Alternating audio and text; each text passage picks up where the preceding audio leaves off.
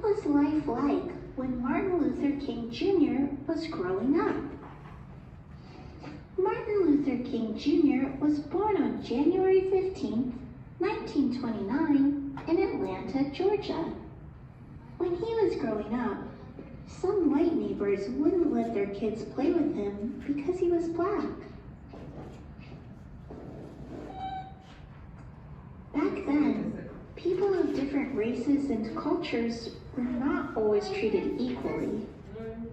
People were often mistreated just because of the color of their skin. African Americans and people of other races were not allowed to go to the same schools as white students.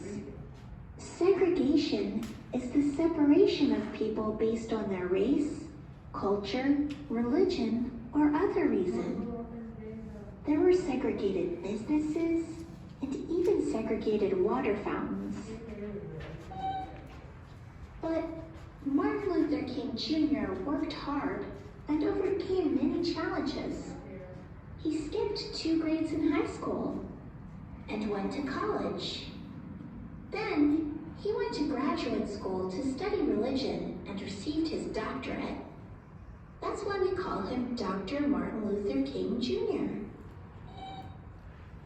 After, he became a reverend, or a leader of a church.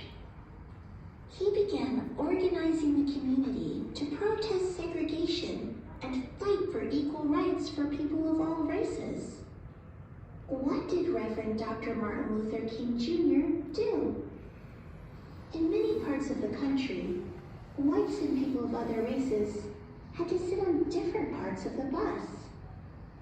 On December 1st, 1955, a woman named Rosa Parks refused to give up her seat to a white person.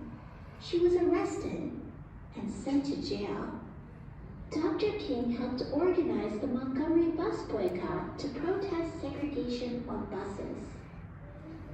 Thousands of people refused to ride the bus for over a year. Finally, the Supreme Court ruled that segregation on buses was against the Constitution. After, Dr. King and other church leaders came together to form the Southern Christian Leadership Conference. Together, they decided to fight for equal rights in peaceful, nonviolent ways. Dr. King led more boycotts of businesses that practiced segregation or treated African Americans unfairly. He also helped organize sit-ins. A sit-in is a kind of protest where people sit and refuse to move or leave. People sat peacefully in segregated restaurants in protest. Even when the protesters were mistreated, they refused to leave. Although segregation was against the law in many places, it still happened.